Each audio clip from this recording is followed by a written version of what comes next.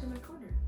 Have you ever been in the New York City subway and wondered why are these murals here and who made them? I love the mosaic texture. I feel like it is very in line with my style, which is very boxy, very flat. I literally only use the flat brush. That is the only brush I own. Today though, we are painting a fish that is found in Delancey Essex Street going down to Brooklyn on the F train.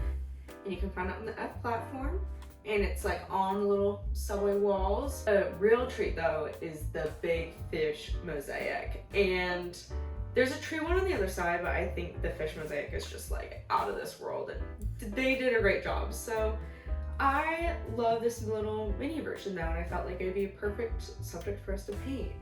Let's paint. Now we are gonna get into the meat of this video. We're gonna watch me paint this wonderful fish, and we're also gonna talk about Ming Fay, our artist today. I'm blocking in the shapes because sometimes it can be tricky if you're painting a painting and just go straight into the color. Like, a painting has enough moving parts that if you just go straight into color and you're not basing it off of a line drawing or shadows and lights that's already been laid down, it can be hard to figure out the right color, the right hue and tint you need for your painting. And so I always like to go in with the pink, lay down the lights and shadows, and it gives me a good sense of where I need to go next. He grew up in 1940s Shanghai, surrounded by bustling markets full of strange fruits and herbs. Like, imagine the smell, imagine just like being in a market, just bustling everywhere.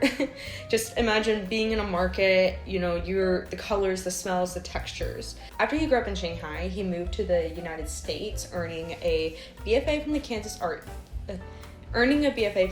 City Art Institute and an MFA from the University of California, Santa Barbara.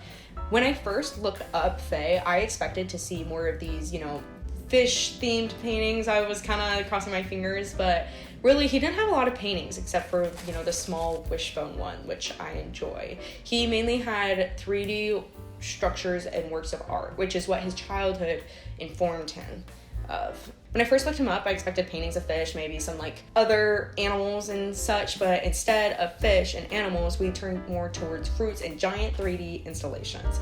When I start off this painting, I started off with blue. I just was like, okay. And I'm laying down a phthalo blue because I feel like phthalo blue tends to be a big part of my paintings. I like my paintings to be on the cooler side with the quinacridone magenta and the phthalo blue. It really brings out those cool tones. And then when I add in the warm tones, it hits even harder because those warm tones you can really sense are coming through.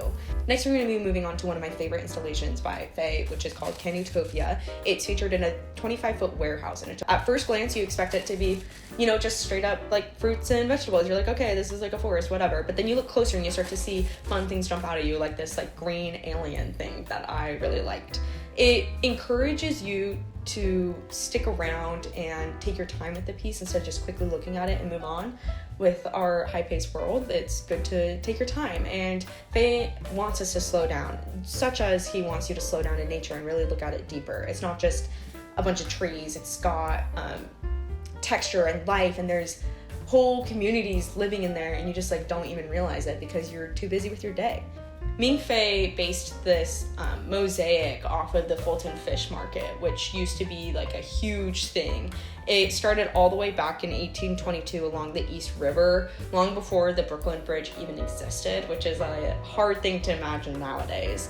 It became one of the largest fish markets in the world, a place where on any given night you could find fish from every continent, truckloads arriving and being unloaded in this just chaos that everyone knows their place, everyone knows what to do. Mixing the yellow got a little tricky for me at times, but I think I really succeeded when I started to bring in that yellow ochre. Really fun to try and capture the gold border, and gold isn't always you're not just gonna go get a gold tube of paint, which can be fun. I feel like it's good to mix yellow ochre, the lemon yellow, titanium white, brings out the different shades, and I try to make it so the top right corner you can see here is very bright and shiny because of the way the light's hitting, and the bottom of the painting is darker. It's got those yellow ochres. Finally though, after I do this edge, I'm coming in with the sky, painting some clouds. I'm trying to not just paint a whole white wash. I'm trying to bring in different colors to deepen the painting. But the market was not just important to chefs. It's been a major force for fishermen and seafood culture. It helped popularize things like calamari in the 70s, which I am obsessed with calamari. Anyone can tell you that if there's calamari at a place, I am wanting to order it. Please give it to me now. Oh my goodness, and my phone died at this point, so you get to see me skip through the rest of the painting. Here I'm adding in the highlights, which is the best part. I'm trying to capture the breaking waves in the background. I'm trying to give the fish a little shine because when I took the picture of the mosaic, the light was reflecting off of it, and I want to capture a little bit of that. I'm trying to add in those little highlights throughout the fish's body because I've got a good sense of contrast, but I feel like the little light pieces help. The Fulton Market, the subway mosaics, Ming Fay's installations, they all make you slow down for a second. It makes you want to slow down and think, which is like the best part about art. It encourages you to slow down, especially in this fast-paced world.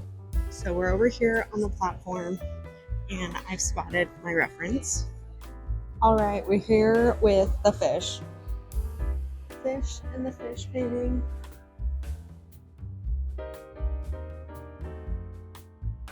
Let's talk about the success and failures of this painting. I am obsessed with this painting. I finished painting this and showed my roommates, and I was like, I'm so glad I am a creative person because I can create things and have the ability of being so proud of these things I've created, which is not a gift a lot of people get to have, and so I make sure to appreciate that. I feel like I like the outline I was able to get on this fish. Overall, love the colors. Shout out to the original artist, Ming Fay, for creating this beautiful mosaic that I could be inspired by to create from. Anyways, thank you. Bye.